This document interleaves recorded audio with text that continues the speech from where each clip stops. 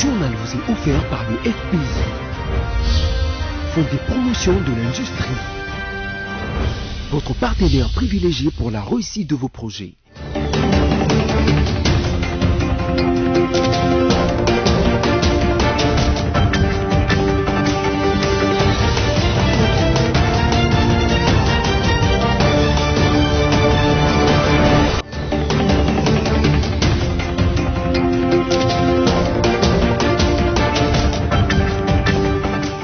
Vous faites bien d'avoir choisi BCTV pour vous informer, mesdames, messieurs, voici nos titres. Les entreprises de l'État où les signaux de gabegie financière ont été détectés par l'IGF seront bientôt sanctionnés, à en croire un communiqué de la présidence de la République. L'ambassadeur congolais au Portugal depuis 2011, Chabendelo Mulumba, est porté disparu depuis jeudi dernier en se fiant aux révélations de la presse portugaise. Contrairement à ce qui se raconte sur les réseaux sociaux, l'ancien footballeur international de la RDC, Mutubile Santos, est bel et bien vivant. C'est tout pour le sommaire. Encore une fois, bienvenue à vous tous. Après une série d'enquêtes menées par l'Inspection générale des finances dans certaines entreprises de l'État, la présidence a annoncé dans un message lu par le porte-parole du chef de l'État, Kasongo Mwema, que les entreprises qui se sont distinguées dans la mégestion seront bientôt sanctionnées. On écoute le porte-parole du chef de l'État. Membres du gouvernement ainsi que des mandataires publics au sein des entreprises du portefeuille de l'État, des services et établissements publics, que lors de la 8e réunion du Conseil des ministres qui s'est tenue le 18 juin, son Excellence, Monsieur le Président de la République, chef de l'État, a, sur fond des conclusions de l'Inspection générale des finances, IGF, dénonçant de graves constats de mauvaise gestion au sein de certaines entreprises, des établissements et services publics, instruit les ministres sectoriels concernés à prendre des mesures conservatoires nécessaires en vue de mettre hors d'état de nuire les auteurs de cette mauvaise gouvernance. Dans le souci d'éviter tout malentendu à l'exécution de cette instruction hiérarchique lors de la prise des mesures conservatoires précitées et de parer à tout dérapage attentatoire aux acquis de l'état de droit, sur instruction de la haute hiérarchie, le cabinet du président de la République tient à préciser que l'édiction des dites mesures se fera suivant un cadre opérationnel qui sera défini par le cabinet de son Excellence, Monsieur le Président de la République, en concertation avec le cabinet de son Excellence, Monsieur le Premier ministre, dans l'observance des dispositions légales et réglementaires en vigueur, en l'espèce la loi numéro 08010 du 7 juillet 2008, fixant les règles relatives à l'organisation et à la gestion du portefeuille de l'État. Toujours dans les mêmes messages, l'effet d'entendre que les décisions seront prises dans un cadre défini par le cabinet du président de la République et la primature inquiète certains observateurs. Suivez cet élément d'analyse. Sur les antennes de la télévision nationale de la République démocratique du Congo, le porte-parole du chef de l'État, Kasongo Mwema, a lu le week-end dernier un message annonçant que les entreprises où les signaux de gabegie financière ont été détectés par l'inspecteur général de finances seront sanctionnés incessamment par leur ministre des tutelles. Cependant, nombreux sont ceux qui émettent des inquiétudes quant à l'aspect de voir ces sanctions être infligées dans le cadre opérationnel défini par le cabinet du chef de l'État et la primature. Sur instruction de la haute hiérarchie, le cabinet du président de la République tient à préciser que l'édiction des dites mesures se fera suivant un cadre opérationnel qui sera défini par le cabinet de son Excellence, Monsieur le Président de la République, en concertation avec le cabinet de son Excellence, Monsieur le Premier ministre, dans l'observance des dispositions légales et réglementaires en vigueur. Si les ministres concernés sont des responsables hiérarchiques directs de ces entreprises, ils ne devraient pas agir en toute responsabilité. Cette clause serait-elle pas un moyen pour le cabinet du chef de l'État de bloquer les actions de certains ministres? Toutes ces questions taraudent actuellement les esprits des observateurs qui pensent que si nous sommes réellement dans un État qui se veut de droit, nous devons éviter les systèmes d'interférence institutionnelle. Tout à fait autre chose à présent, la situation de l'Assemblée provinciale de Kinshasa jugée préoccupante a été au centre d'une séance de travail samedi dernier entre Modeste Bahati-Lukwebo, président du Sénat, et les députés provinciaux de Kinshasa, membres de l'Union sacrée. On écoute au sortir de cette rencontre les députés provinciaux élus de la commune de Kasavubu, Magloire Kabemba. Qui est la réouverture, la reprise immédiate des travaux de notre Assemblée. 2, que l'exercice du contrôle parlementaire ne souffre d'aucune entrave. Comme vous le savez, l'honorable Mike Mukebai a eu à adresser une question orale avec débat au gouverneur de la ville de Kinshasa sur la politique générale, la manière dont cette ville est gérée. Et Dieu seul sait comment cette ville est gérée, dans quel état elle se trouve. Malheureusement, on cherche par des manœuvres de toutes sortes à museler l'honorable Mike Mukebai, on cherche à le faire taire.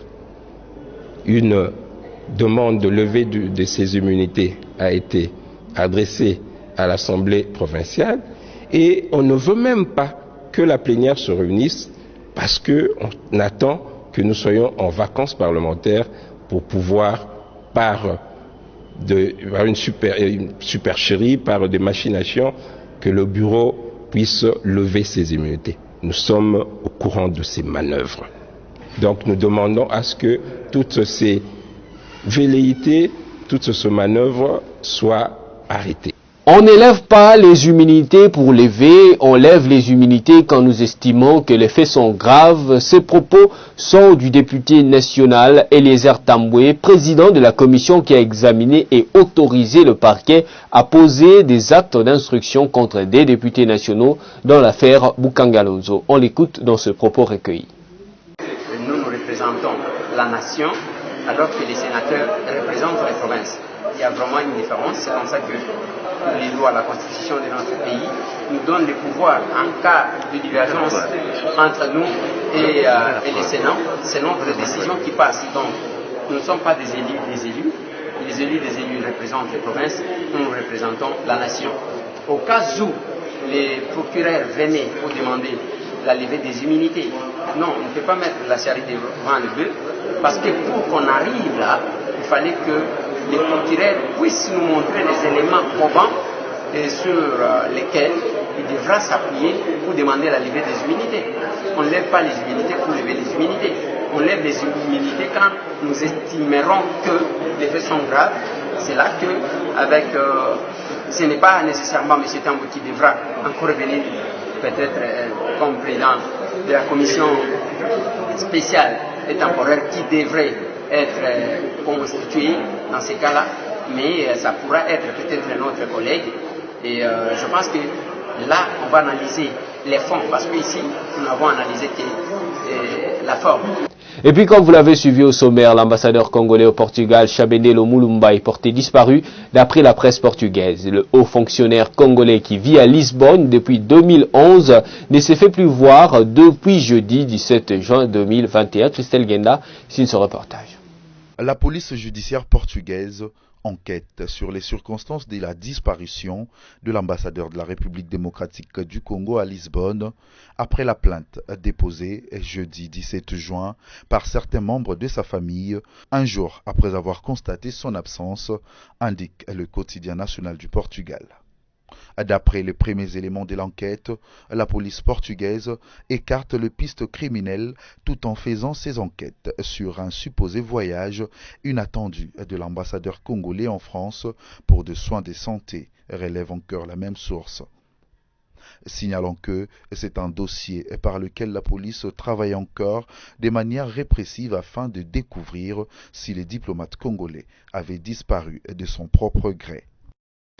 Et plus rien n'empêchera le déroulement normal des épreuves des dissertations de cette année scolaire. La confirmation est du ministre de l'enseignement primaire, secondaire et technique à l'issue de sa visite à l'inspection générale de l'EPST où sont élaborés, imprimés et emballés les items destinés à ces épreuves. Merci Smaïla.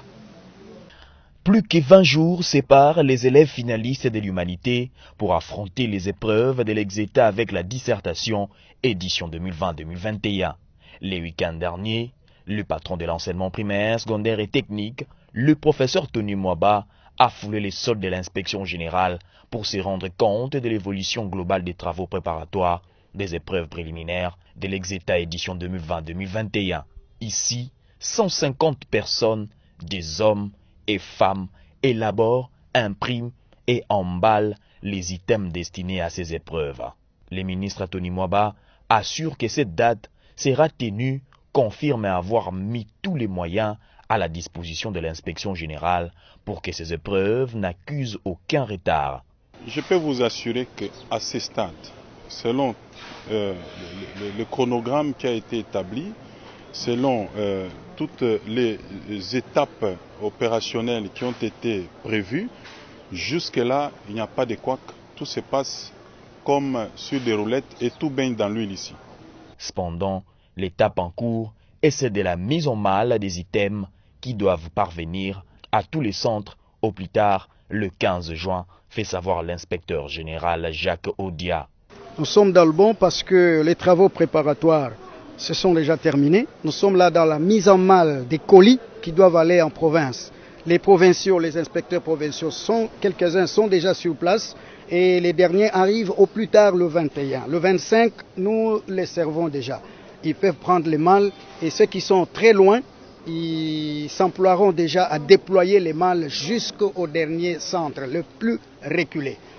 Environ 700 000 élèves finalistes sont attendus aux épreuves hors session sur toute l'étendue du territoire national. Parlons Covid-19 dans ce journal. Le comité multisectoriel de la riposte à la Covid-19 au pays indique 117 nouveaux cas confirmés, dont 104 à Kinshasa, 8 en Ituri et 5 dans la province du Nord Kivu. Ce reportage est de Alice Kabango. Dans son bulletin quotidien sur la situation épidémiologique au pays, publié ce lundi 21 juin, le comité multisectoriel indique que 117 nouveaux cas de contamination ont été confirmés, dont 104 à Kinshasa, 8 en Ituri et 5 au Nord Kivu. 26 nouvelles personnes guéries sont sorties de centres de traitement de la Covid-19. Il a été rapporté dans ce même bulletin qu'un nouveau décès a été enregistré parmi les cas confirmés.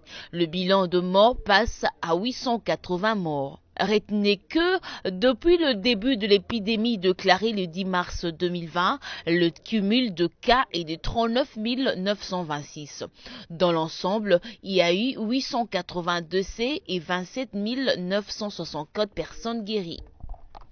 Et puis en bref, pour poursuivre, il y a 948 815 Congolais réfugiés dans les pays limitrophes. Actuellement, ces chiffres ont été publiés par le Haut Commissariat des Nations Unies pour les réfugiés HCR. Sur son propre territoire, le pays comptait déjà 5 millions de déplacés internes. La situation ne s'arrange pas. Les violences dans les provinces de l'Ituri et du Nord Kivu ainsi que l'éruption volcanique de Nyiragongo ont occasionné d'autres déplacements de populations à l'intérieur du pays et également en dehors. Les forces armées de la RDC ont encore neutralisé 2 rebelles ADF dimanche 20 juin dans les territoires du Roumou. Nous sommes dans la province de l'Ituri. Sophia Zaorati. 2 rebelles ADF ont été neutralisés par l'armée congolaise en Ituri dans les territoires d'Irumu le dimanche 20 juin 2021. D'après les porte-parole des opérations militaires en Ituri, le lieutenant Jules Ngongo a confirmé qu'un rebelle ADF a été capturé. Par ailleurs, 2 personnes ont été blessées et un infirmier torturé par ces présumés criminels. Le gouverneur militaire de cette province, le lieutenant-général Lubuya Kashama, a encouragé le militaire de FARDC. On rappelle que plus de 10 rebelles ADF ont été neutralisés dans le village de Baé-Maboga, dans le territoire d'Irumu, depuis le lancement des opérations militaires sur le terrain. En attendant l'organisation des élections de nouveaux gouverneurs dans la province du Tanganyika, le vice-premier ministre, ministre de l'Intérieur, Daniel Aselo Okito, a nommé Moni Samba Kayabala comme gouverneur intérimaire du Tanganyika. Après sa confirmation par le vice-premier ministre et ministre de l'Intérieur, Sécurité, Décentralisation et Affaires coutumières, Daniel Aselo Okito, comme gouverneur intérimaire du Tanganyika, Moni Samba Kayombola est arrivé dimanche 20 juin 2021 à Kalemi via l'aéroport de Kainda. Il a été accueilli par le membre du gouvernement provincial, plusieurs officiers militaires, la maire AI de la ville et les fonctionnaires des entreprises publiques. À cette occasion, le nouveau patron de la province a fait savoir à ses hôtes que l'unité est importante pour une bonne gestion de Tanganyika. À en croire, c'est dans l'unité que l'on peut faire avancer la province et que l'union de la population passe par ses représentants, l'exécutif et l'Assemblée provinciale. Notez que le gouverneur intérimaire du Tanganyika est arrivé à Kalemi quelques jours après la décision de la Cour constitutionnelle confirmant la déchéance de l'ancien gouverneur Zoé Kabila. Et puis l'ancien footballeur international de la RDC, coach des Léopards Aprim, Mutubile Santos, n'est pas mort, contrairement à ce qui se raconte sur les réseaux sociaux. Il s'est exprimé au sujet de ce rumeur. On l'écoute dans ce propos recueilli par Alice Kavango.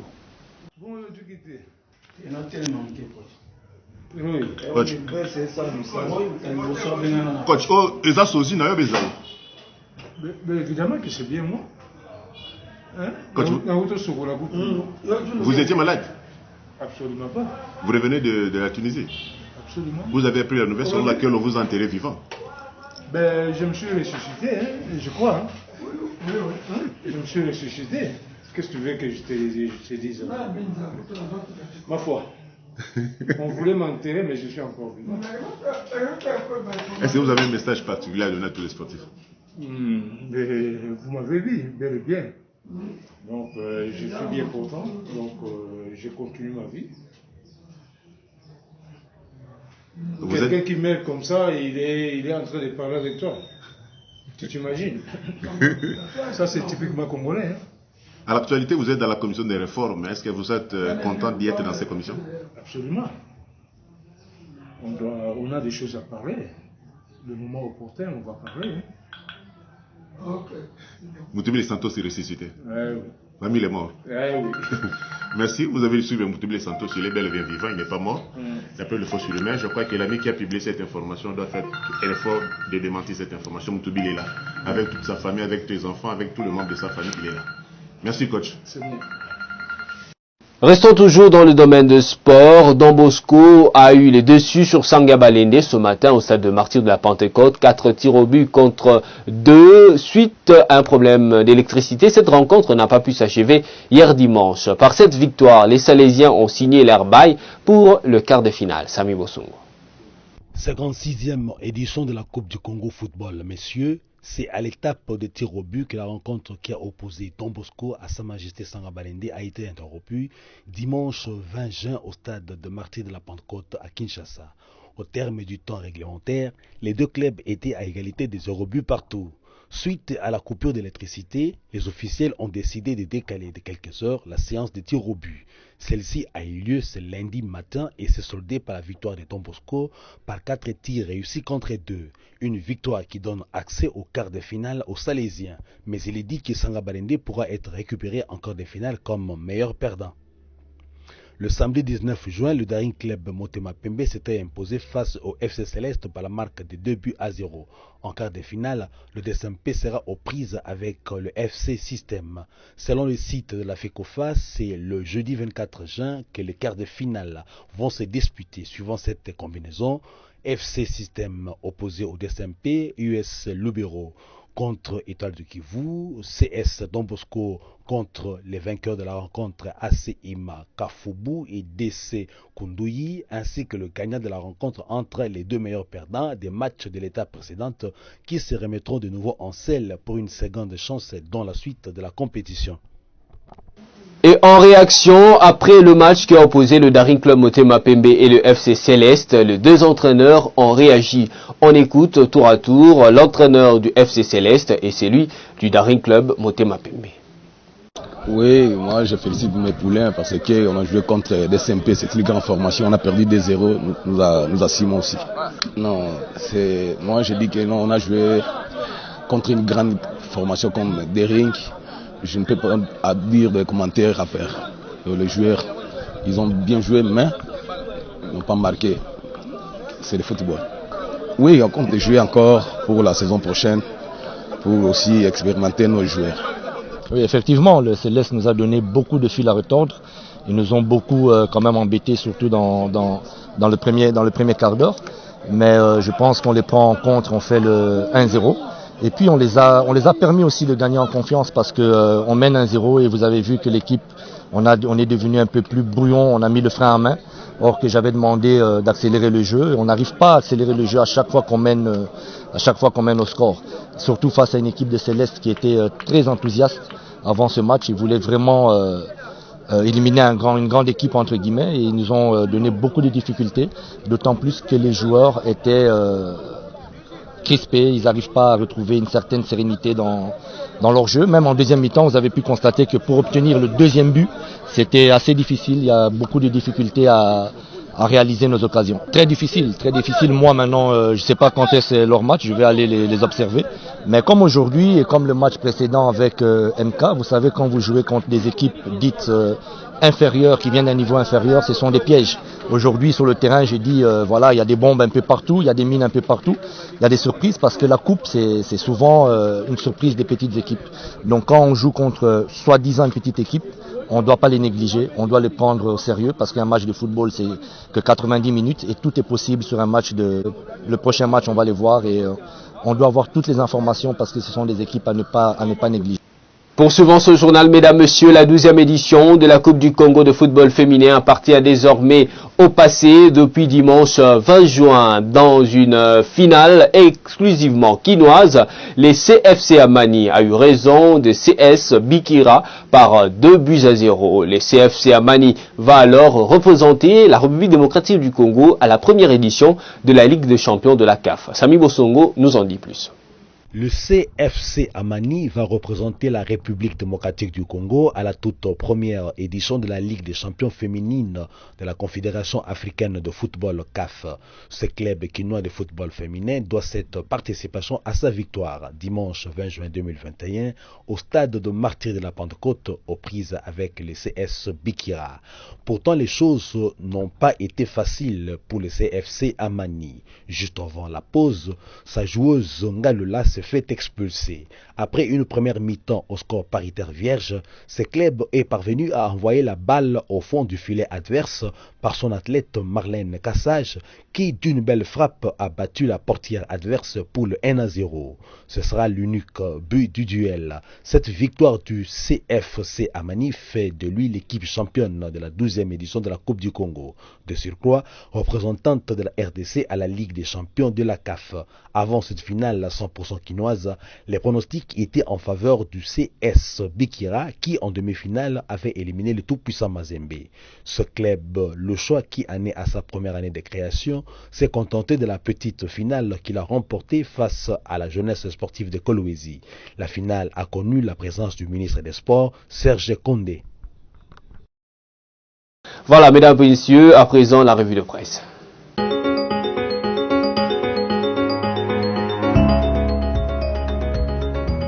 L'actualité se poursuit avec la revue de presse, mesdames et messieurs. Ouvrons avec ces titres de 7 sur 7.cd qui parlent en santé Covid-19. Les évêques catholiques demandent aux autorités de prêcher par l'exemple en se faisant vacciner publiquement. Lors du Conseil des ministres du vendredi 18 juin dernier, présidé par le chef de l'État Félix-Antoine Tshisekedi Tshilombo, le ministre de la Santé publique, Hygiène et Prévention est revenu sur la situation épidémiologique de la Covid-19 et la grève dans les hôpitaux public de la République démocratique du Congo. Par rapport à la maladie à coronavirus, le docteur Jean-Jacques Mbungani a rapporté le plaidoyer fait auprès des évêques catholiques pour leur sensibilisation à la vaccination. D'après lui, ces évêques se sont, à l'issue de leur échange, engagés à soutenir la campagne de vaccination contre la Covid-19 en proposant leurs canaux au réseau des paroisses et hôpitaux pour la sensibilisation. Poursuivons avec 7 sur 7.cd qui aborde l'angle économique des confessions religieuses en notant les activités des églises des réveils ne sont pas des actes de commerce au regard de la loi. La RDC connaît depuis plusieurs décennies une croissance exponentielle du nombre des églises dites des réveils, ce qui pousse beaucoup de Congolais à qualifier de commerciales les activités des églises. Une telle affirmation ne peut être admise car la loi ne cite pas ces activités parmi les actes qualifiés commerciaux ou actes de commerce, c'est-à-dire des actes qui consistent pour son auteur à l'entremise de la circulation de biens, produits ou achetés et dans la prestation des services ou encore des effets des commerces. Le siège de la matière des actes de commerce se trouve dans le décret du 2 août 1913 relatif aux commerçants et à la preuve des engagements commerciaux considérés comme le Code des commerces congolais et aussi l'acte uniforme de l'OADA sur le droit commercial général du 15 décembre 2010. Dans les codes de commerce, les actes de commerce font l'objet des énumérations des articles 2 et 3. Terminons avec l'agence congolaise de presse ACP qui écrit « Le président Denis Sassou Nguesso apporte 84 tonnes de vivres aux sinistrés des Goma ». La ministre des Affaires sociales et Action humanitaire du Congo-Brazzaville et représentant personnel du président Denis Sassou Nguesso, Irène Marie-Cécile Mboukou, a apporté dimanche à Goma 84 tonnes de vivres et non-vivres destinés aux sinistrés de cette ville victime de l'éruption du volcan du Nyiragongo.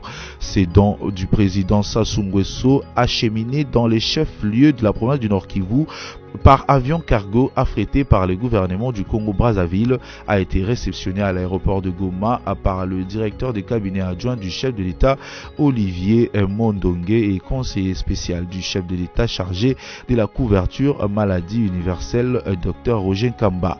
Les deux hauts cadres du cabinet du président de la République Félix Tshisekedi, susnommés présents à Goma dans le cadre de sa tournée humanitaire et sécuritaire, ont exprimé leur gratitude au président du Congo pour la manifestation de la solidarité envers le peuple frère de la RDC.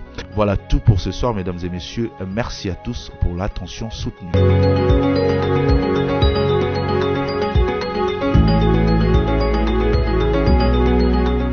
Merci à vous d'avoir suivi religieusement cette revue de presse. Place à présent au rappel de principaux titres de ce journal. Les entreprises de l'État où les signaux de gabegie financière ont été détectés par l'IGF seront bientôt sanctionnés, à en croire un communiqué de la présidence de la République. L'ambassadeur congolais au Portugal depuis 2011, Chabendelo Mulumba, est porté disparu depuis jeudi dernier en se fiant aux révélations de la presse portugaise. Contrairement à ce qui se raconte sur les réseaux sociaux, l'ancien footballeur international de la RDC, Mutubile Santos, est bel et bien vivant. Tout est bien qui finit bien. Merci à vous d'avoir choisi BCTV pour vous informer. Portez-vous bien, on se retrouve la fois prochaine, toujours avec le même plaisir. Merci et au revoir.